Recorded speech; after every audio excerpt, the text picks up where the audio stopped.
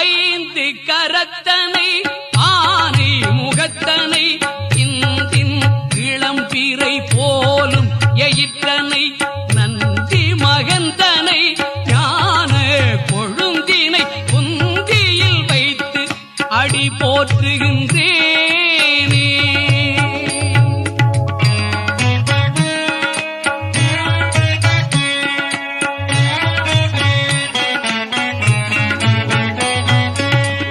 யான் பெற்ற இன்பம் பெருக இவ்வையகம் வான்பற்றி நின்ற மறைப்பொருள் சொல்லிடின்.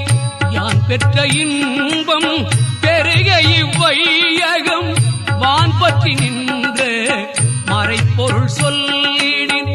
ஊன் பற்றி நின்ற